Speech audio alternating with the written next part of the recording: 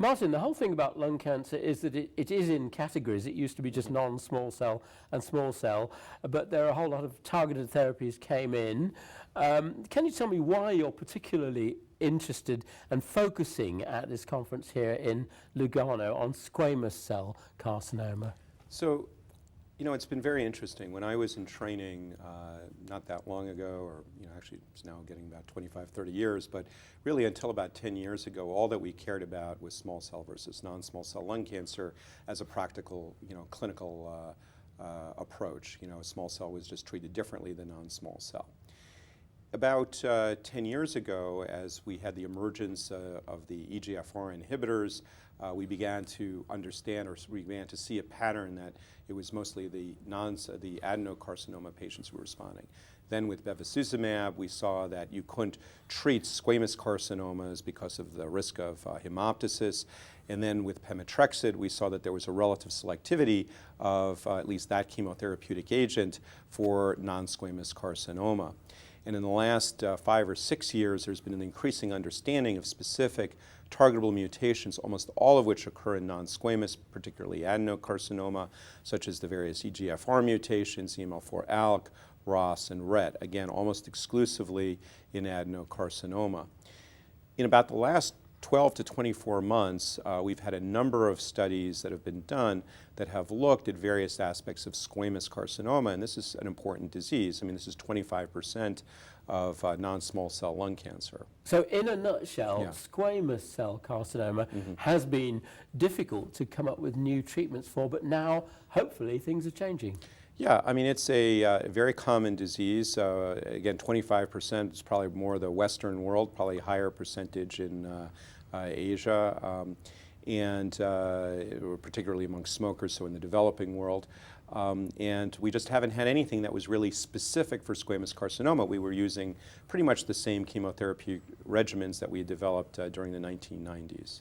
Could you give me some of the landscape as far as targetable mutations are concerned in squamous cell carcinoma? So what's very interesting is that there have been a number of papers that have come out and kind of two rather different approaches that converged. And one was studies done by investigators at the University of North Carolina, a paper by Dr. Wilkerson, that found that there were really, if you looked at patterns of gene expression, that actually there were 4 different kinds of squamous carcinoma with sort of different aspects of their biology having to do with proliferation and adhesion, squamous differentiation, immune modulation. And then there have been studies, most notably that from the Cancer Genome Atlas group that looked at actual genetic mutations. And what's interesting is these approaches have converged and have shown us a number of targetable mutations. And immunotherapy directed against T cells is also part of the picture, isn't it? Yeah, so just to go backwards one little bit, so on the targetable mutations have included things like FGFR and DDR2, and particularly of interest DDR2, which means discoidin domain receptor 2, where a very elegant paper by Dr. Hammerman demonstrated, both found that this mutation was present in several percent of lung cancer, that it was transforming, that if you silenced it, the cells would be killed, that various tyrosine kinase inhibitors, including some that already exist, such as dasatinib, could in fact target this, and a probable patient who had a DDR2 mutation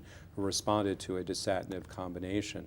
So clearly that was a targetable mutation. And then in a more general sense, it appears that some of the emerging immunotherapeutics, particularly the anti-PD-1, anti-PD-L1 antibodies that were presented last year at ASCO and published in the New England Journal of Medicine by Dr. Bramer and others from Johns Hopkins, demonstrated activity in non-small cell in general, but seem to in particular be active in squamous carcinoma. Okay, so it's reached a point where it's very, very fascinating. There are some clear leads. Yes. What should the cancer doctor be making of this at the moment? Well, the problem is, some of my colleagues always like to say, well, we have this and that actionable mutations. The reality is that as of May, June 2013, we really don't have anything that we can write a prescription necessarily for. Perhaps DDR2, but we have no validated assay for this. So right now in 2013, we do not yet have a therapeutic that we can point out that we have a target, we have a drug, you can write a prescription, unlike, say, the situation with EGFR mutations where you have a deletion 19 mutation, we write a prescription and clearly we can, with a high degree of probability, get benefit for a patient. But do you see the momentum going in that direction so that we can go from the adenocarcinomas into the squamous non-small cell lung cancers and actually treat them with these targetable agents, targeting agents? Yeah, definitely. I think that there are now a large number of studies that are ongoing which are exploiting these leads. I would suspect that within the next 2 to 3 years, we'll have a fair amount of results. I think one of the very critical things that's changed in all of this has been the fact that now we are getting biopsies that are adequate with tissue. You know, again, if you go back as little as 10, 15 years ago, we had convinced everybody the only thing we needed were enough cells on a slide to say, is it non-small cell or small cell? We now have a clear therapeutic reason to be able to differentiate both histology, adeno versus, or squamous and non-squamous, for the therapeutics in non-squamous, plus we have good reason to do molecular analysis, again, predominantly for mutations present in non-squamous. But the fact is we have the technologies and we'll have the ability to analyze for these potential mutations and thereby enter these patients onto the appropriate studies. Okay, is this then words of distant promise for the average clinician at the moment, or how would you wrap it up, the message coming now? Well, I would say that right now is a time for people to, if they're not actually involved in these trials, to be aware that these trials are ongoing. They're in the United States, Europe, and Asia.